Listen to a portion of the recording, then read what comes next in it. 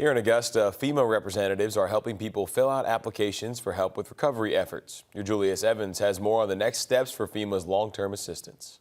FEMA representatives going door to door to meet people where they are. Riley Mathis says it means a lot knowing there's boots on the ground to help after everything he's been through.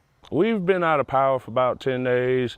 I had to destroy all the food in the house from no power. I have a room in the back that got flooded out during the storm. They're helping with applications, assessing damages, and letting the public know that more help is on the way. Mathis says he's fortunate to not get hit as hard as some of his other neighbors, and he's more hopeful now that everyone is going to get help sooner rather than later. I'm just kind of glad everybody's about to get the help that they need, and hopefully we can all get back to being normal. FEMA reps say their mission is more than just door knocking. They're at community events and soon looking to broaden their reach. Our focus right now is to locate a secure location and a centralized location where everybody will have the opportunity to get there and actually register, update, and get more resources. Mathis says he knows it will be a while before everything is back to normal, but it feels good knowing his community isn't on their own. Now we can just hopefully move back forward on getting everything back to normal.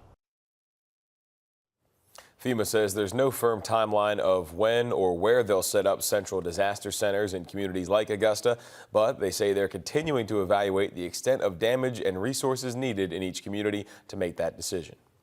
To apply for FEMA assistance, visit the disasterassistance.gov website, call FEMA, go on the FEMA app, or visit disaster recovery centers. Make sure you have important information like your social security card, your ID, insurance information, and a list of all the damage. If you need help with FEMA, you can pull out your phone right now and scan that code on your screen. That'll take you to wrdw.com where you can find all the information you need. There's no more curfew in effect in Richmond County. Mayor Garnett Johnson lifting that curfew yesterday, but he says you should not travel unless needed and watch out for all the utility trucks out there working this morning. Mayor Johnson says the city has 24 trucks removing debris and the goal is to get up to 75 trucks. There's still a lot of debris that needs to be collected. City leaders are asking you to drain any sources of water to limit mosquitoes out there. That debris also lends to the ability for these mosquitoes not only to nest but to breed. So continue to reiterate, if you have pools of water or things in your yard that has collected water, we would ask that you drain those sources of mosquitoes being able to breed. Continue to practice patience, continue to be courteous. We're getting better day by day. Officials say the Southgate pod will serve hot meals for the next 2 days. Today, McDonald's will be at Southgate from 10 to 4 serving up hot meals. Also this morning, McDuffie County lifting its curfew as well. They're urging you to stay safe out there on the roads. Georgia Secretary of State Brad Raffensperger was in Columbia County yesterday checking to see if they need resources during the storm recovery. He says things are looking okay for current polling locations as damage is minimal. He says the storm brought the community together. So people were devastated. And then some places didn't have water, so that was affecting them. I know that was a problem in Jefferson County.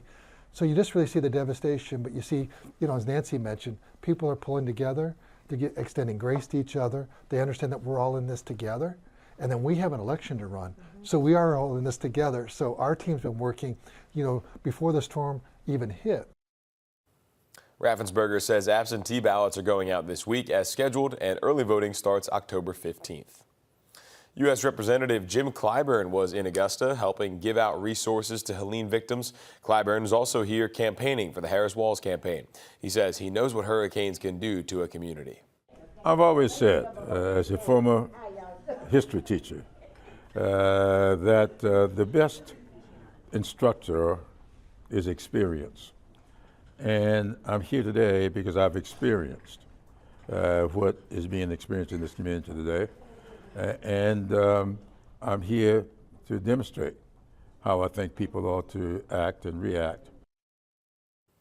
The congressman says it's important for people to come together during times like this to help one another.